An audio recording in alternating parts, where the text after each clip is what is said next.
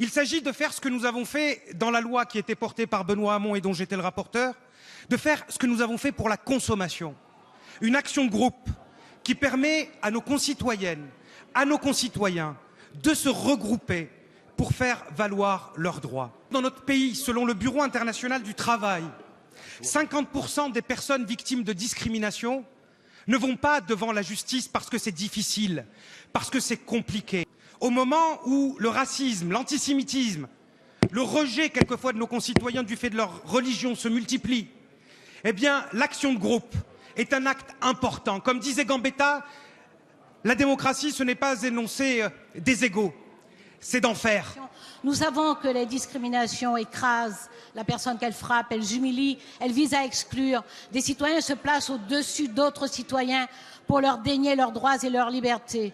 Ces abus, en fait, fracassent le lien social, disqualifient le contrat social et finissent par ébranler la République. Désormais, une femme saisit une association ou un syndicat, porte des faits démontrant ou indiquant une discrimination. Le juge demande à l'entreprise de démontrer qu'elle n'a pas été dans une situation de discrimination. Si ça n'est pas le cas, alors c'est la première étape du jugement et l'entreprise est considérée responsable. Le juge alors utilise tous les moyens qu'il juge nécessaires pour communiquer à l'ensemble des personnes victimes de discrimination se trouvant dans un cas semblable. La deuxième étape du jugement est bien évidemment l'évaluation du préjudice et la liquidation du préjudice. L'objectif est donc, et ce sur quoi nous avons beaucoup travaillé avec le cabinet de Christiane Taubira, la réparation intégrale du préjudice. Au lieu d'être seul et confronté à une discrimination qui est parfois difficile à établir, on pourra désormais se regrouper. Toute association, tout syndicat pourra porter une action en justice devant le tribunal de grande instance et toute personne victime d'une discrimination, s'estimant victime d'une discrimination par l'entreprise ou le service public d'ailleurs, parce que les services publics parfois aussi sont capables de discriminer, pourra se faire connaître et participer d'une action de groupe. C'est une belle avancée démocratique. On passe d'une lutte individuelle à une lutte collective. Or, c'est bien ça qui posait problème en France. Ce n'est pas tellement les discriminations individuelles qui sont toujours individuelles, c'est les discriminations systémiques qui sont par définition les plus nombreuses et en même temps les plus cachées. Donc là, on va pouvoir s'attaquer au dur, j'ai envie de dire, à la masse, au groupe, et donc à des phénomènes par conséquent politiques. L'objectif est clairement de faire en sorte que, par la sanction réparatrice, mais surtout par la prévention, nous en venions définitivement à réduire massivement et significativement la discrimination dans notre pays. Est-il prévu, comme dans le cadre de la loi de 1981, une publicité dans des journaux nationaux ou régionaux locaux afin de renforcer la condamnation à l'égard de l'entreprise? De fait, c'est une condamnation possible. C'est-à-dire que sans l'écrire, un juge peut dire « j'ordonne telle mesure de publicité au titre de la condamnation ».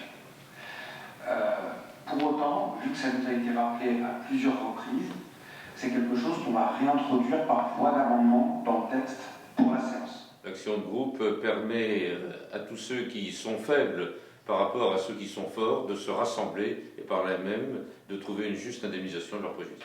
Les discriminations sont très larges, c'est les discriminations vis-à-vis du sexe, c'est les discriminations vis-à-vis de la race, c'est les discriminations vis-à-vis du handicap, et il est indispensable de faire en sorte que ceux qui passent à côté d'une possibilité d'indemnisation soient repris par le chemin législatif afin d'être totalement indemnisés. C'est l'avantage de cette loi, c'est pourquoi je l'appuierai. Je vais revenir sur les prud'hommes, parce qu'en fait les discriminations racistes se font aussi dans le travail.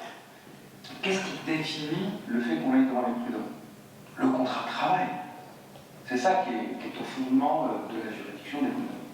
Nous, le sujet fondamental, qui est le point de départ de la procédure, c'est la discrimination.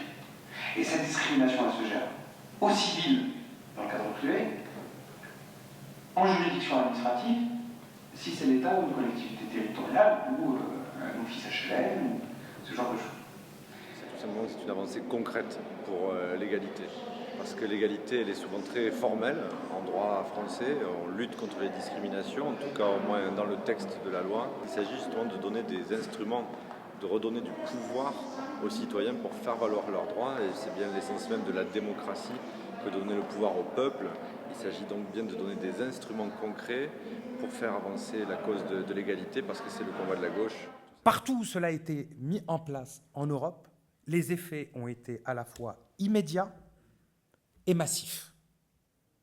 Nous avons eu une vague de négociations dans les entreprises, une vague d'annonces d'objectifs sur l'égalité femmes-hommes.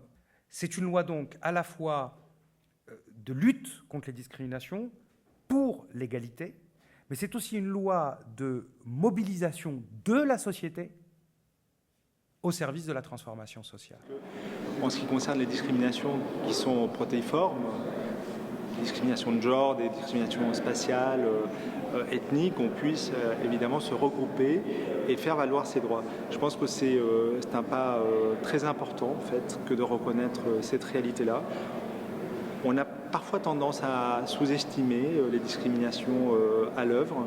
Moi, je pense que c'est un grand pas, c'est même une très bonne idée. On ne peut pas, nous, écologistes, dire autre chose que de féliciter Razi Hammadi d'avoir déposé cette proposition de loi. Être républicain, c'est être animé par cette volonté inépuisable qui refuse qu'un enfant de la nation puisse être lésé du fait de ce qu'il est ou de ce qu'il a choisi d'être. Condorcet proclamait « Il ne peut y avoir de vraie liberté ni justice dans une société si l'égalité n'est pas réelle ». C'est par l'action de groupe que nous sommes fidèles à cet esprit des Lumières. Sans préjuger du résultat de vos travaux, je tiens à vous assurer que le gouvernement soutient votre initiative et comme vous, je considère que nous devons renouveler notre approche de la question sociale pour mieux lutter contre les discriminations et que dans ce domaine, l'action de groupe est un outil pertinent, efficace et équilibré.